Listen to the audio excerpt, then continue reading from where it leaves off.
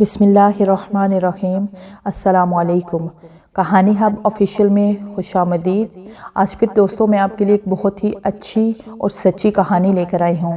نئے آنے والے دوستوں سے گزارش ہے کہ وہ میرا چینل کو سبسکرائب کریں اور بیل آئیکن کو پریس کریں۔ تو چلیں بڑھتے ہیں کہانی کی جانب۔ زرقا بیگم تمام حالات سے بے خبر زیب کے لیے فون پر فون کیے جا رہی تھی، لیکن اس ویران کوٹھی میں فون اٹھانے والا کوئی بھی نہیں تھا۔ اس بات سے زرقا کی پریشانی مزید بڑھ گئی۔ اس نے کئی اور جگہ فون کیے لیکن کہیں سے بھی اسے زیب کا کچھ پتہ نہ چلا۔ بہت لاپرواہ ہو گئے ہیں، گھر آ جائیں ایک بار، زرقا بیگم غصے میں بڑبڑائی۔ زرقا کو کبھی زیب پر غصہ آتا اور کبھی عجیب عجیب وسوسے اس کے ذہن کو گھیر لیتے، لیکن وہ اپنے ذہن کو جھٹک دیتی۔ انہیں کوئی کام پڑ گیا ہوگا۔ زرقا نے زیب کے سب دوستوں کے گھروں میں فون کیا لیکن وہ سب شہر میں ہی موجود تھے، کوئی بھی زیب کے پاس گاؤں میں نہیں تھا۔ اسی شش و پنج میں دوپہر کے 3 بج گئے۔ زرقا کو اس بات کا پورا یقین تھا کہ یہ سب زیب کی لاپرواہی ہے۔ وہ بغیر اطلاع دیے گھر کے لیے چل پڑا ہوگا، اس لیے وہ زیب کے لیے کچن میں کھانا تیار کر رہی تھی۔ وہ تیز قدموں سے چلتی ہوئی کچن سے باہر آئی تو گھر کی سیٹنگ چیک کرنے لگی۔ اسی اثناء میں اس کے گھر کے قریب ایمبولینس کے ہارن کی آواز گونجنے لگی۔ زرقا نے اپنے دل کو پکڑ لیا، اللہ رحم کرے، ہمارے محلے میں خیریت تو ہے؟ وہ اسی سوچ میں سہمی کھڑی تھی کہ باہر دروازے پر بیل ہوئی۔ زرقا ٹھٹک کے رہ گئی، اس کا دل زور زور سے دھڑکنے لگا۔ دروازے تک جاتے جاتے اس کا حلق خشک ہونے لگا، لیکن اس نے اپنے ذہن کو جھٹکا اور دروازہ کھول دیا۔ دروازہ کیا کھولا، زرقا کے سر سے تو جیسے قیامت گزر گئی۔ اس کا اوپر کا سانس اوپر اور نیچے کا نیچے ہی رہ گیا۔ دماغ میں جیسے سیٹیاں بجنے لگی، اس کی زندگی تباہ ہو چکی تھی، وہ سب کچھ کھو چکی تھی۔ اس کی آنکھوں کے سامنے ہاسپٹل کے لوگ زیب کی لاش اسٹریچر پر لیے کھڑے تھے۔ زرقا اپنی جگہ سکتے کسی کیفیت میں کھڑی رہ گئی۔ وہ لوگ آگے بڑھے اور انہوں نے کمرے کے وسط میں اسٹریچر رکھ دی۔ زرقا پاگلوں کی طرح ان کے پیچھے آئی۔ وہ اس المناک حقیقت کو قبول نہیں کر پا رہی تھی۔ انہیں کیا ہوا ہے؟ یہ اٹھ کر کیوں نہیں بیٹھتے؟ زرقا ڈاکٹر کو جھنجھوڑنے لگی۔ ڈاکٹر نے خاموشی سے اپنا سر پکڑ لیا۔ زرقا کا حال دیکھ کر اس کے اندر حقیقت بتانے کی ہمت نہ ہوئی تھی۔ زرقا کا دل ڈوب رہا تھا، اس کی آنکھوں سے آنسو زاروں کے تار بہہ رہے تھے، لیکن اس کی ابھی آس نہیں ٹوٹی تھی۔ وہ زیب کے پاس بیٹھ گئی اور اس کا ہاتھ تھام کر چیخنے لگی، زیب مجھے ایسے کیوں ڈرا رہے ہو؟ اٹھ کر بیٹھ جاؤ۔ لیکن زیب کو بالکل بے حس و حرکت دے کر زرقا کی حالت غیر ہو گئی۔ وہ گلا پھاڑ پھاڑ کر چیخنے لگی، زیب کو کیا ہو گیا ہے؟ کوئی مجھے بتاتا کیوں نہیں؟ کیا ہو گیا ہے زیب کو؟ گھر کی نوکرانیوں نے زرقا کو سنبھالا تو ڈاکٹر نے اس کے قریب بیٹھتے ہوئے کہا، بیٹی زیب ہمیں چھوڑ کر جا چکا ہے، زیب نے خودکشی کی ہے۔ یہ سنتے ہی زرقا کی حالت اتنی خراب ہو گئی کہ اس کی چیخو پکار سے محلے کی ساری عورتیں اس کے ارد گرد جمع ہو گئی۔ محلے کی عورتوں نے زرقا کو مضبوطی سے پکڑا ہوا تھا، لیکن جنون میں وہ ان کے ہاتھوں سے نکلتی جا رہی تھی۔ چیخ چیخ کر اس کا حلق خشک ہو گیا۔ زیب نے خودکشی کیسے کر لی؟ زیب مجھے چھوڑ کر نہیں جا سکتا۔ رو رو کے زرقا کی حالت اتنی خراب ہو گئی کہ اس کی سانسیں اکھڑنے لگی اور پھر اس پر غشی طاری ہو گئی۔ ڈاکٹر کو زرقا کی زندگی کا فکر پڑ گیا۔ وہ اسے بے ہوشی کی حالت میں دوسرے کمرے میں لے گئے اور انجیکشن دیا۔ زرقا کو بہت دیر تک ہوش نہیں آیا۔ زرقا کی حالت ایسی تھی کہ اس کا 20 منٹ کے اندر اندر ہوش میں آنا لازمی تھا، ورنہ کچھ بھی ہو سکتا تھا۔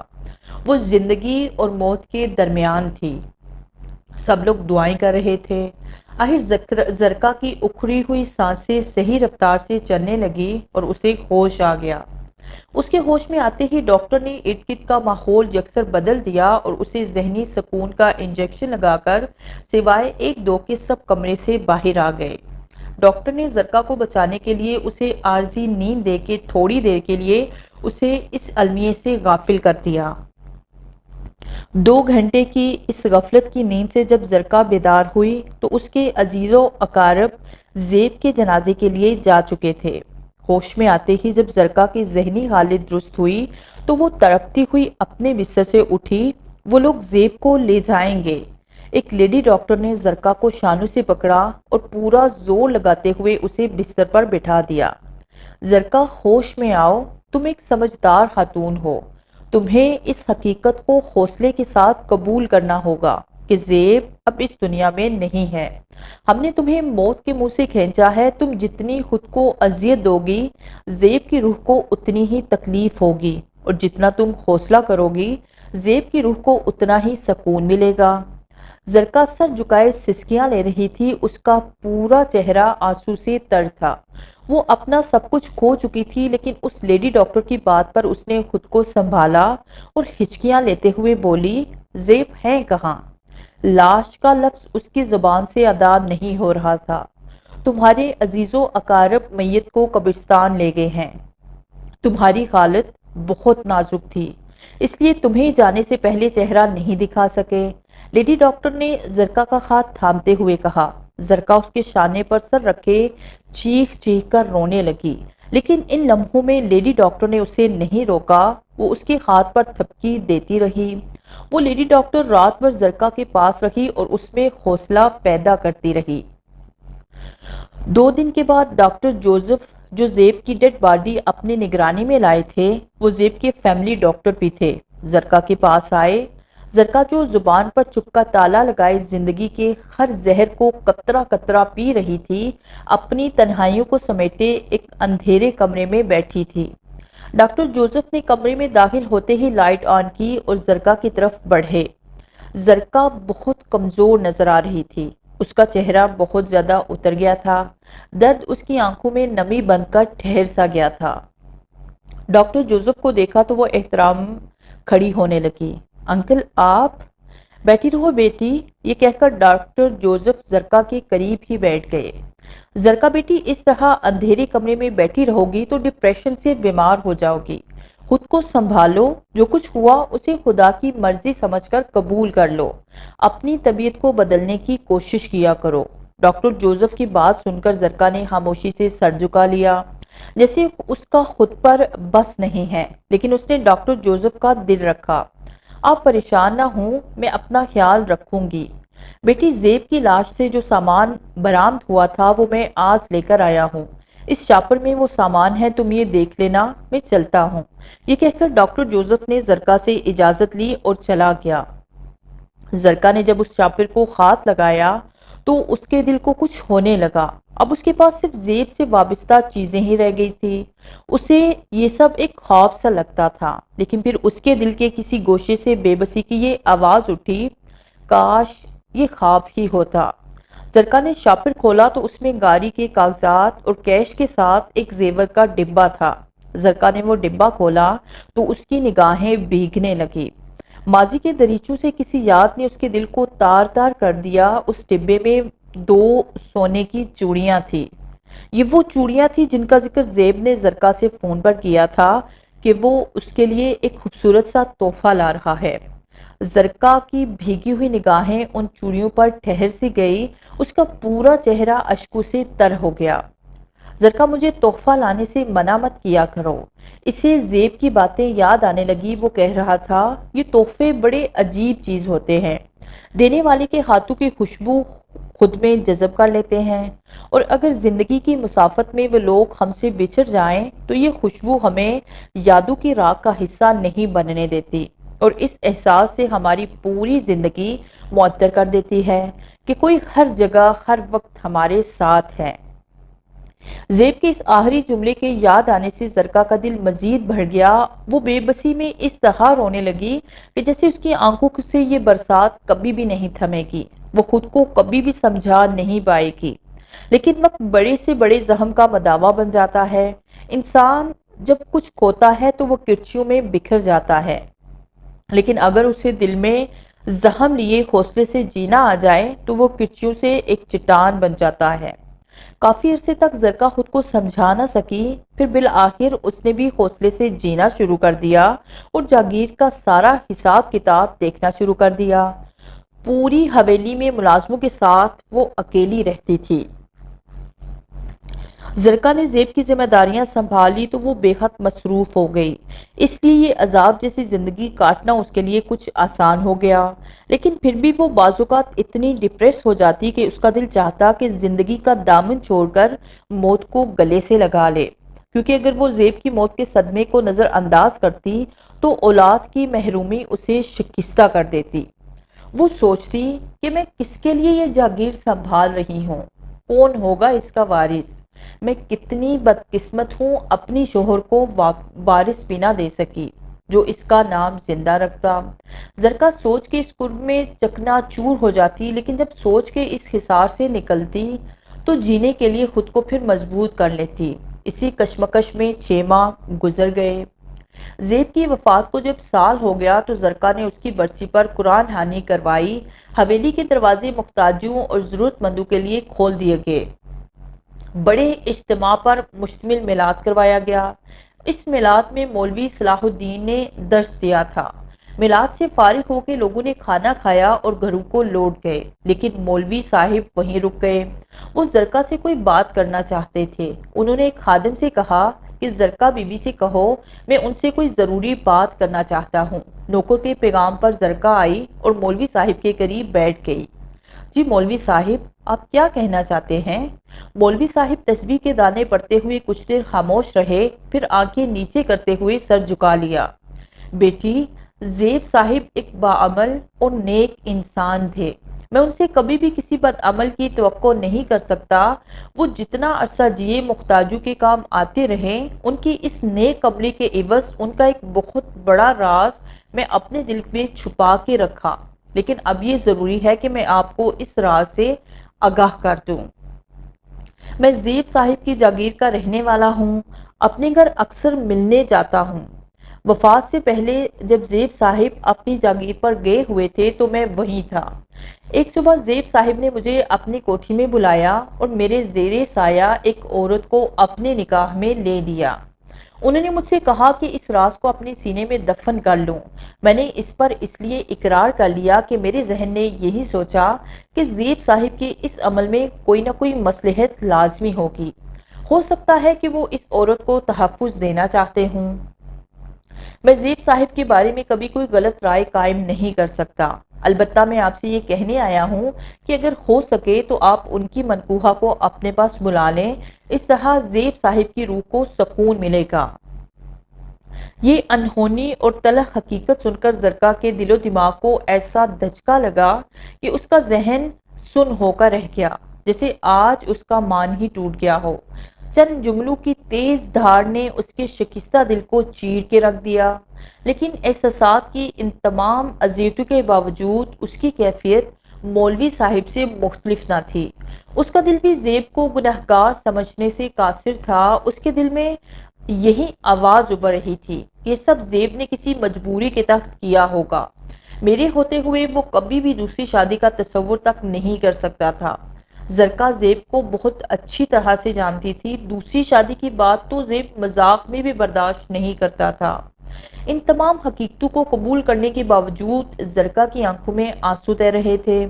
اس نے اپنے آنسو صاف کرتے ہوئے دھیمے لہجے میں کہا، مولوی صاحب، زیب صاحب نے جو کچھ بھی کیا اس میں کوئی نہ کوئی مصلحت لازمی ہوگی۔ بہرحال ان سے منسوب ہر چیز مجھے عزیز ہے اور وہ تو ان کی منقوہہ ہے۔ میں کل ہی اسے لانے کے لیے کسی کو بھیجتی ہوں۔ وہ میرے ساتھ اس گھر میں رہے گی۔ زیب کی جائیداد میں وہ میری برابر کی حقدار ہوگی۔ زرکا کے اس جذبے پر مولوی صاحب کی آنکھوں میں خوشی سے چمک گئی۔ ان کی زبان سے بے اختیار نکلا، سبحان اللہ، اللہ تمہیں اس انصاف کا اجر لازمی دے گا، آمین۔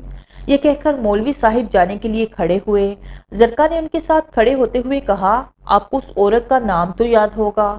مولوی صاحب نے زرکا کی طرف پلٹ کر دیکھا۔ ہاں بیٹے، اس عورت کا نام سائم تھا، بس اس کے علاوہ میں اس کے بارے میں کچھ بھی نہیں جانتا۔ یہ کہہ کر وہ چل دیے۔ اگلے دن زرکا نے سائم کو لانے کے لیے اپنے منشی اور ایک بزرگ ملازمہ کو اس کوٹھی میں بھیجا جہاں زیب جاگیر کے گشت کے دوران رہا کرتا تھا۔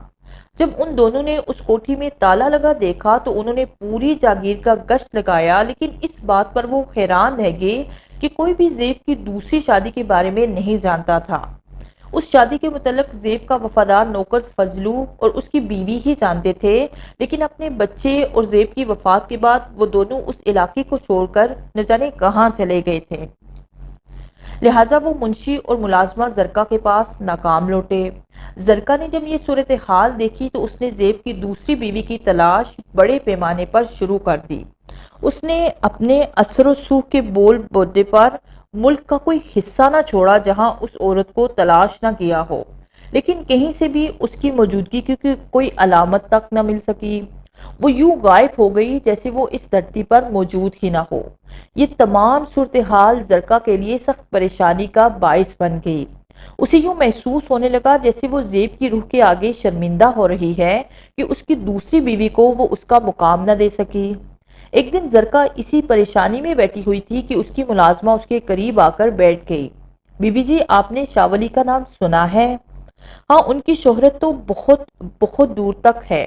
سنا ہے کہ ان کا دل و دماغ روحانی طاقتوں کا منبع ہے اور کئی اسیب ان کے موکل ہیں۔ تو بی بی جی، آپ وہاں کیوں نہیں جاتی؟ وہ اپنے موکل سے پتہ لگا لیں گے کہ دوسری بیگم صاحبہ کہاں ہیں۔ ملازمہ نے زرکا کے پیر دباتے ہوئے کہا۔ ان کی حویلی کی دہشت ہی کچھ اس طرح کی ہے کہ لوگ وہاں جاتے ہوئے گھبراتے ہیں۔ مجھے تو وہاں جاتے ہوئے بہت ڈر لگتا ہے، لیکن اگر سائم کا پتہ چل سکتا ہے تو میں وہاں ضرور جاؤں گی، زرکا نے کچھ سوچتے ہوئے کہا۔ وہ سیالکوٹ کے ایک چک میں قیام پذیر ہیں، غالباً چک نمبر 32 میں ان کی حویلی ہے۔ ہم کل صبح ہی روانہ ہو جائیں گے۔ ڈرائیور سے کہنا کہ کل گاڑی سیٹ کر لے۔ جیسا آپ کا حکم بیگم صاحبہ، یہ کہہ کر ملازمہ وہاں سے چلی گئی۔ اگلے دن زرکا اپنی ملازمہ کے ساتھ سیالکوٹ کے لیے روانہ ہوئی۔ کافی لمبے سفر کے بعد وہ لوگ سیالکوٹ پہنچے۔ سیالکوٹ کے چک نمبر 32 میں پہنچ کر انہوں نے شاہ ولی کی حویلی میں حاضری دی۔ شاہ ولی کی حویلی اس کے مریدوں اور سائلوں سے بھری ہوئی تھی۔ ان کی عزت و تکریم کی انتہا دیکھ کر زرکا بھی زمین پر بچھی ہوئی صف میں لوگوں کے ساتھ بیٹھ گئی۔ وہ بزرگ آنکھیں بند کیے سر کو جھکائے نیچے بیٹھے تھے۔ جب کوئی سائل آ کر انہیں اپنا مسئلہ بیان کرتا تو وہ اسی انداز میں اس کی پریشانی سنتے اور پھر کچھ دیر کے بعد وہ آنکھیں کھولتے اور اس کی مشکل دور کرنے کی کوشش کرتے۔ کافی دیر کے بعد زرکا ان کی خدمت میں حاضر ہوئی اور ان کے قریب بیٹھ گئی۔ زرکا نے انہیں اپنا مسئلہ بیان کیا۔ وہ آنکھیں بند کیے زرکا کی بات سنتے رہے۔ جب زرکا نے اپنی بات مکمل کی تو انہوں نے آنکھیں کھولی اور نہایت ہی دھیمے انداز میں کلام کیا۔ تمہارا مسئلہ میں نے سن لیا ہے، اس کے بارے میں آج رات عمل کروں گا۔ کل صبح فجر کے وقت میرے پاس آنا، اس وقت میں اکیلا ہوتا ہوں۔ انشاءاللہ تمہیں اس عورت کے متعلق ضرور علم ہو جائے گا۔ ایسے عمل پیچیدہ ہوتے ہیں، ان میں اسیبوں کا دخل ہوتا ہے، اس لیے صبح فجر کے وقت آنا۔ زرکا نے ان کی یہ بات سنی تو اس کی آنکھیں بھر آئی۔ خدا آپ کو اور عزت دے، آپ نے میرا مان رکھ لیا۔ بس آپ یہ بھی دعا کیجئے گا کہ میں اپنے خدا کے آگے اور زیب کے آگے سرخرو ہو سکوں۔ یہ کہہ کر زرکا عزت و احترام بجا لاتے ہوئے الٹے قدموں وہاں سے باہر آ گئی۔ زرکا اور اس کی ملازمہ رات بھر کے لیے اس گاؤں میں ہی ٹھہر گئی اور پھر جو ہی صبح کا وقت ہوا وہ دونوں حویلی کی طرف چل پڑی۔ حویلی میں داخل ہونے کے بعد وہ دونوں ایک خال نما کمرے میں داخل ہوئی۔ اس میں دھیمی دھیمی روشنی اس خال نما کمرے میں تقریباً جل رہی تھی، لیکن وہاں تھوڑا تھوڑا اندھیرا تھا۔ کمرے کے نصف حصے میں ایک طرف قطار میں دیے جا رہے تھے، جس کے پاس تھوڑے سے دھیمی دھیمی روشنی تھی۔ تھوڑے ہی فاصلے پر بابا شاہ ولی سر جھکا کے بیٹھے ہوئے تھے۔ زرکا اور اس کی ملازمہ ان کے قریب آ گئی تو انہوں نے آنکھیں کھولے بغیر بہت سے دھیمے سے انداز میں کہا، آ جاؤ۔ زرکا اور ملازمہ زمین پر ان کے قریب بیٹھ گئی۔ بابا شاہ ولی نے زرکا کی طرف دیکھا۔ زرکا نے بے چینی سے پوچھا، کچھ علم ہوا بابا جی؟ صبر کرو بیٹی، جو کچھ میرے علم میں آیا ہے وہ میں تمہیں بیان کروں گا، باقی ہمارا مشکل تو سب کچھ وہی حل کرنے والا ہے۔ دل کی گہرائیوں سے اس سے دعا کرو، وہ تمہارے دل کی ہر مراد پوری کرے گا۔ بابا جی، استاد کے سہارے پر ہی تو یہ کٹھن زندگی گزار رہی ہوں، آپ بتائیں کہ آپ کے علم میں کیا آیا ہے؟ بابا شاہ نے تھوڑی دیر کے لیے آنکھیں بند کی اور پھر سر کو جھکاتے ہوئے کہنے لگے، میرے ساتھ پہلی بار ایسا ہوا ہے کہ مجھے اپنے عمل کو بار بار دہرانا پڑا، لیکن ہر بار ایک عجیب سی بات سامنے آئی۔ میں اپنے عمل کی طاقت سے اپنے موکل کے ذریعے جب بھی سائم تک پہنچنے کی کوشش کرتا تو میرا عمل ایک مقام پر پہنچ کر رک جاتا ہے، اور اس مقام پر میرے موکل کسی عورت کا کوئی وجود دکھائی نہیں دیتے۔ یوں لگتا ہے جیسے اس مقام سے آگے کوئی بہت بڑی طاقت ہے جس پر میرا کوئی عمل دخل نہیں ہے۔ لیکن اس سارے معاملے میں ایک عجیب بات عیاں ہوتی ہے۔ میں نے اپنے عمل کو بار بار دہرایا، جس مقام پر میرا عمل رکتا ہے وہاں ایک 3 ماہ کا بچہ ہے۔ جب میں نے ہر بار اپنے عمل کے نتیجے میں اس بچے کی صورت کو ہی پایا تو میرے ذہن کا جھکاؤ اس بچے کی طرف ہو گیا۔ میں نے اس کے متعلق جاننے کے لیے اس پر عمل کیا۔ اس عمل کے نتیجے میں ایک ایسی بات کا علم ہوا ہے کہ تم خوشی سے پاگل ہو جاؤ گی۔ وہ بچہ زیب اور سائم کی اولاد ہے، تمہاری جائیداد کا وارث ہے، وہ تمہارے شوہر کا نام زندہ رکھے گا۔ یہ بات سنتے ہی زرکا کی خوشی کی انتہا نہ رہی، وہ خوشی کے مارے اپنے آپ میں نہ رہی۔ بابا جی کچھ بھی کریں، اب تو اس کے پاس ہمارا وارث بھی ہے۔ آپ کو نہیں معلوم میں اور زیب کتنا تڑپے ہیں اس خوشی کے لیے۔ مجھے تو آپ کی بات کی بالکل سمجھ نہیں آ رہی کہ آخر آپ کا علم اس عورت تک کیوں نہیں پہنچ رہا۔ تم اس بات کو نہیں سمجھ سکتی، بس اتنا سمجھ لو کہ جو چیز ہمارے عمل کو مشکل لگے ہم اس سے پیچھے ہٹ جاتے ہیں۔ روحانی طاقتوں کا سنبھال کیا چیز ہے یہ تم نہیں جان سکتی۔ ان میں غفلت انسانی خون مانگتی ہے۔ تم اس بچے تک رسائی خود سے کبھی حاصل نہیں کر سکتی۔ میں نے اس بچے کی تمہارے گھر تک رسائی کا جو حساب نکالا ہے اس کے مطابق تمہیں ایک کافی لمبا عرصہ انتظار کرنا پڑے گا۔ آج سے ٹھیک 20 سال بعد وہ لڑکا خود تمہاری حویلی میں چل کر آئے گا۔ اس بچے کے دائیں ہاتھ کی کلائی پر پنجے کا نشان ہے اور اس کا نام روحیل ہے۔ یاد رکھنا، اگر اس عرصے سے پہلے تم نے اس بچے کو ڈھونڈنے کی کوشش کی تو بہت بڑا خسارہ اٹھاؤ گی۔ تم سائم اور اس بچے کو فی الحال بھول جاؤ، بس انتظار کرو۔ وقت تمہیں تمہاری خوشیاں ضرور لوٹا کر دے گا۔ بس یہ ہے کہ ان خوشیوں کے ملنے سے پہلے کی مدت بہت کٹھن ہے، بہت آزمائشیں ہیں، لیکن وہ خدا کی ذات تمہیں سب کچھ دے گی۔ بس تم اپنے گھر جاؤ اور صبر کرو، خدا کی عبادت کرو اور پر امید ہو کے انتظار کرو۔ بابا شاہ ولی کی باتیں سن کر زرکا کو یوں لگا جیسے اس کی بے مقصد زندگی نے کسی منزل کا تعین کر لیا ہو۔ وہ دل میں صبر کا خزانہ بڑھ کے وہاں سے چل پڑی۔ وقت کے دھارے نے 6 سال سمیٹ لیے، لیکن زرکا کے سونے گھر میں کوئی تبدیلی نہ آئی۔ پھر ایک دن زرکا کی تنہائیوں میں تبدیلی ایک بری خبر کے روپ میں آئی۔ زرکا کی چھوٹی بہن رخسانہ کے شوہر کا انتقال ہو گیا۔ زرکا نے اپنی اس چھوٹی بہن کو اس کے 2 بچوں سمیت اپنے پاس بلا لیا۔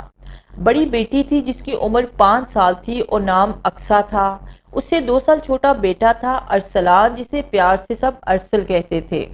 وہ لوگ زرکا کے گھر آئے تو جیسے زرکا کے گھر کی ساری ویرانی رونق میں بدل گئی۔ زرکا لمحہ بہ لمحہ مرنے سے بچ گئی۔ وقت کی یہ قربناک مسافت بچوں کے کہکہوں اور ان کی چھوٹی چھوٹی خوشیوں میں کب کٹ گئی اسے محسوس بھی نہ ہوا۔ بس ایک آس اور امید کے دیپک نے اس کے دل میں اجالا کر رکھا تھا کہ ایک دن اس کا روحیل خود چل کر اس حویلی میں آئے گا۔ من میں اس آس کی خوشی تھی اور باہر بہن اور بچوں کا پیار۔ ان خوبصورت سہاروں کے ساتھ 10 سال مزید گزر گئے۔ اقصیٰ کی عمر 15 برس ہو گئی اور ارسل کی 13 برس۔ ارسل پڑھائی سے دل چراتا تھا جبکہ اقصیٰ انتہائی لائق لڑکی تھی، وہ ہر دفعہ ٹاپ کرتی تھی۔ اقصیٰ کی اس قابلیت کو دیکھتے ہوئے زرکا نے اسے میٹرک کے بعد اعلیٰ تعلیم کے لیے لندن بھجوا دیا، جبکہ ارسلان ان کے پاس پاکستان ہی میں رہا۔ زندگی کے ان ہنگاموں نے زرکا کو یادوں کی راکھ کا حصہ نہیں بننے دیا۔ اقصیٰ اور ارسلان کی چھوٹی چھوٹی خوشیوں کے ساتھ وہ اپنے بہت سے غم بھول گئی۔ ماضی کی تمام یادوں کو اس نے اپنی زندگی کے اثاثے کے طور پر دل میں محفوظ کر رکھا تھا۔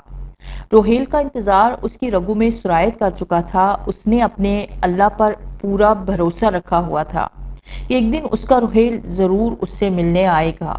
اقصیٰ ہر سال پاکستان میں اس سے ملنے آ جایا کرتی تھی۔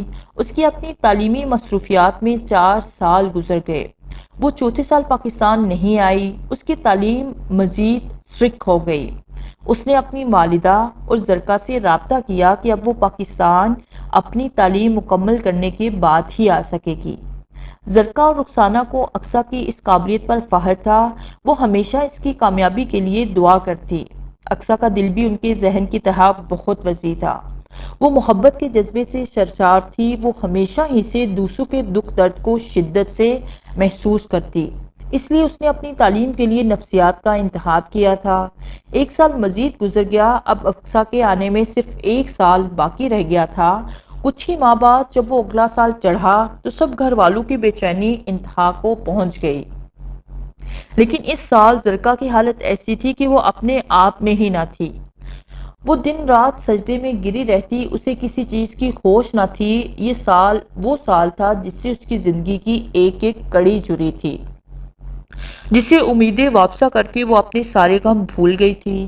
یہ وہ سال تھا جس میں بابا شاہ ولی کے کہنے کے مطابق روہیل نے آنا تھا۔ لوگ زرکا کی اس بات پر یقین نہیں کرتے تھے، یہاں تک کہ اس کی بہن رخسانہ اور اس کی اولاد بھی اس بات کو تسلیم نہیں کرتے تھے۔ لیکن زرکا کی ہر سانس اس امید سے بندھی ہوئی تھی۔ جو مہینے گزرتے گئے زرکا کی بے چینی بڑھتی گئی۔ انتظار میں اس کی حالت غیر ہو گئی۔ رخسانہ اس کی اس حالت پر ہمیشہ ترس کھاتی اور اسے بار بار سمجھاتی، لیکن زرکا کا یقین اتنا پختہ تھا جتنا کہ اس کے جذبے۔ زندگی کے انہی دلاسوں میں کئی اور مہینے گزر گئے۔ زرکا کی حالت ایسی ہو گئی جیسے وہ برسوں کی بیمار ہو، لیکن خوشی کی ایک جھلک نے اس کے غم کی شدت کو کچھ کم کر دیا۔ اقصیٰ نے فائنل ایئر میں اعلیٰ کامیابی حاصل کی اور وہ اسی اکتوبر کے مہینے کی 16 تاریخ کو مستقل پاکستان آ رہی تھی۔ خوشی کی اس خبر پر زرکا نے اپنے آپ کو سنبھالا اور اقصیٰ کی آمد کی خوشی میں بہت پہلے سے ہی حویلی کو سجانا شروع کر دیا۔ کچھ ہی دنوں کے بعد 16 اکتوبر کو جب اقصیٰ کی فلائٹ تھی، گھر کا ہر فرد خوشی میں سرشار تھا۔ پوری حویلی میں رنگا رنگ کھانوں کی خوشبو پھیلی ہوئی تھی۔ بھئی سارے کام جلدی جلدی کرو، ارسلان اقصیٰ کو لے کر پہنچنے ہی والا ہوگا۔ زرکا ملازموں پر چلا رہی تھی کہ باہر ارسلان کی گاڑی خان کا شور مچاتی ہوئی رکی۔ سب لوگ خوشیوں بڑے جذبے لے کر گیٹ کی طرف لپکے۔ اقصیٰ گاڑی سے باہر نکلی تو اپنے آپ کو اتنی محبتوں میں دے کر اس کی آنکھیں بھر آئی۔ وہ آگے بڑھ کر زرکا سے لپٹ گئی۔ زرکا نے اقصیٰ کو گلے لگا لیا تو اس کی ممتا سے وہ بے چین دل کو جیسے سکون مل گیا۔ اس نے اپنی بھیگی ہوئی نگاہوں سے اقصیٰ کے چہرے کی طرف دیکھا اور اس کی پیشانی چوم لی۔ پھر اقصیٰ رخسانہ کی طرف بڑھی۔ رخسانہ انتہائی سادہ عورت تھی، خوشی کے مارے پھوٹ پھوٹ کر رونے لگی۔ اقصیٰ اتنا عرصہ اپنے ملک سے باہر رہی، لیکن مغربی تہذیب اس کا کچھ بگاڑ نہ سکی۔ اس کا ہر طرز عمل اپنے ملک کے کلچر سے وابستہ تھا۔ وہ سادہ لوح اور صابر لڑکی تھی۔ اپنے ملک مستقل آنے پر وہ انتہا سے زیادہ خوش تھی۔ رات گئے تک وہ لوگ باتیں کرتے رہے۔ اتنے مزیدار پاکستانی کھانوں کے لیے تو میں ترستی رہتی تھی۔ آج امی اور آنٹی نے تو کمال کا کھانا بنایا۔ بھئی کمال کا کیسے نہ ہوتا، اتنی چاہت سے جو بنایا تھا۔ رخسانہ نے اقصیٰ کا ہاتھ اپنے ہاتھ میں لیتے ہوئے کہا تو اقصیٰ نے مسکراتے ہوئے ان کے کندھے پر سر رکھ لیا۔ پھر کچھ سوچتے ہوئے وہ یکلک سنجیدہ ہو گئی۔ وہ زرکا کی طرف مسلسل دیکھ رہی تھی۔ آخر اس کے دل کی بات زبان پر آ ہی گئی۔ امی آنٹی زرکا کیا بیمار ہو گئی تھی؟ ان کی صحت اتنی خراب کیوں ہے؟ اقصیٰ کے سوال پر زرکا نے خاموشی سے سر جھکا لیا، لیکن رخسانہ چپ نہ رہ سکی۔ وہ ترش روئی سے بولی، اس کا دل و دماغ ابھی تک اسی وہم کا شکار ہے کہ ان کا بیٹا ایک دن ضرور آئے گا جسے انہوں نے دیکھا تک نہیں۔ رخسانہ کی اس بات پر اقصیٰ نے ترچھی نظر سے زرکا کی طرف دیکھا اور بہت عالمانہ انداز میں بولی، امی یہ بات تو نفسیات بھی کہتی ہے کہ جس چیز کا یقین دل و دماغ دونوں کو ہو اور لاشعوری طور پر اس چیز کا انتظار بھی ہو تو دنیا میں کہیں نہ کہیں اس چیز کا وجود ضرور ہوتا ہے۔ آنٹی زرکا کا پختہ یقین اس بات کا ثبوت ہے کہ ان کا بیٹا زندہ ہے اور آنٹی کے سچے جذبوں کو کھینچ کر اسے یہاں تک ضرور لائے گا۔ یہ کہہ کر اقصیٰ زرکا سے لپٹ گئی اور اس کے آنسو کو اپنے دامن میں چھپا لیا۔ اقصیٰ کی وجہ سے پورے ایک ہفتے تک گھر میں مہمانوں کی آمد کا سلسلہ جاری رہا۔ گھر میں ایک گہما گہمی سی تھی۔ اقصیٰ نے اپنا کمرہ بہت خوبصورت ڈیکوریٹ کروایا تھا۔ حویلی کے کمروں سے بڑے خوبصورت صحن کے ایک طرف ایک چھوٹی سی سیڑھی انتہائی خوبصورت پورشن کی طرف جاتی تھی، جو ایک وسیع اور خوبصورت کمرے پر مشتمل تھا۔ اس کمرے کے تھوڑے سے فاصلے پر ایک گرل لگی ہوئی تھی جو کہ خوبصورت پھولدار بیلوں سے بھری ہوئی تھی۔ وہ سارا حصہ انتہائی خوبصورت دکھائی دیتا تھا۔ اکثر سوچتی کہ اس کمرے کی لوکیشن کتنی خوبصورت ہے، لیکن وہ ہمیشہ اس پر تالا ہی دیکھتی۔ ایک دن زرقا ملازمہ کو لے کر اس کمرے کی طرف بڑھی۔ غالباً وہ اس کمرے کی صفائی کروانا چاہتی تھی۔ اکثر نے یہ دیکھا تو وہ تجسس سے زرقا کے پیچھے پیچھے چل دی۔ زرقا نے کمرے کا تالا کھولا تو اکثر نے کندھے اچکائے۔ آج تو میں یہ کمرہ ضرور دیکھوں گی۔ زرقا نے کمرے کا دروازہ کھولا تو اس کی آنکھیں پھٹی کی پھٹی رہ گئی۔ وہ کمرہ انتہائی شاندار انداز میں ڈیکوریٹ کیا گیا تھا۔ اس کی ہر چیز انتہائی قیمتی اور نایاب تھی۔ کسی بھی چیز پر گھٹ کا ایک ذرہ تک نہ تھا۔ اقصیٰ نے حیرت سے پوچھا، آنٹی یہ کمرہ؟ ابھی اقصیٰ کا سوال ادھورا تھا کہ زرقا کی آنکھوں میں آنسو بہنے لگے۔ یہ کمرہ میں نے روہیل کے لیے ڈیکوریٹ کیا ہے، ہر ہفتے میں اس کی صفائی کروا دیتی ہوں۔ زرقا کی یہ بات سن کر اقصیٰ خاموش ہو گئی، جیسے اس کے پاس وہ الفاظ ہی نہ ہوں جس سے وہ زرقا کو دلاسا دے سکے۔ وہ خاموشی سے وہاں سے چل پڑی۔ اگلے دن زرقا فجر کی اذان کی آواز پر نیند سے بیدار ہوئی۔ اس نے وضو کیا اور نماز ادا کی۔ نماز ادا کرنے کے بعد وہ لان میں چلی گئی۔ زرقا کے دل کو نہ جانے کیا ہوا کہ وہ لان کی گھاس پر چپ چاپ بیٹھ گئی۔ اس کا دل چاہا کہ وہ وہیں بیٹھی رہے۔ کچھ دیر تک وہ ایسے ہی بیٹھی رہی۔ صبح کی ٹھنڈی ٹھنڈی روشنی آہستہ آہستہ پھیلنے لگی۔ زرقا اپنی کسی سوچ میں گم تھی کہ اچانک لان میں لگے ایک درخت کی شاخیں اس طرح جھولنے لگی جیسے کوئی تیز طوفان آ گیا ہو۔ اس آواز سے زرقا چونک سے گئی کیونکہ ہوا کا نام و نشان تک نہ تھا۔ موسم میں انتہائی ٹھنڈک تھی لیکن ہوا نہیں چل رہی تھی۔ ہر طرف دھند چھائی ہوئی تھی۔ زرقا نے تصور کیا کہ درختوں کی شاخوں کے بیچ شاید کوئی جانور ہے جو بے چینی میں ساری شاخوں کو ہلا رہا ہے۔ زرقا یہ سوچ ہی رہی تھی کہ اس درخت میں سے پروں کے پھڑ پھڑانے کی آواز ابھری۔ زرقا کی نظر اس درخت پر ٹھہر گئی۔ زرقا ایک خاردار پودے کے قریب کھڑی تھی۔ تھوڑی ہی دیر میں ایک انتہائی خوبصورت شاہین اڑا اور زرقا کے قریب اس خاردار پودے پر آ کر بیٹھ گیا۔ وہ شاہین اس قدر خوبصورت تھا کہ زرقا اس کی خوبصورتی میں گم ہو گئی۔ وہ اپنی گردن اچکائے زرقا کی طرف اس طرح دیکھ رہا تھا جیسے اسے زرقا نہیں پالا ہو، لیکن اتنی خوبصورتی کے باوجود اس کے انداز میں ایک وحشت تھی، جیسے وہ چاہے کسی کی آنکھیں نوچ لے گا۔ زرقا کو اس پر پیار بھی آ رہا تھا اور ایک انجانا سا ڈر بھی محسوس ہو رہا تھا۔ زرقا نے حوصلہ کر کے اس کی طرف ہاتھ بڑھایا تو اس سے پہلے کہ زرقا اسے چھوتی، وہ اپنی جگہ سے اڑا اور انتہائی شاہانہ انداز میں پرواز کرتا ہوا آسمان کی وسعتوں میں کھو گیا۔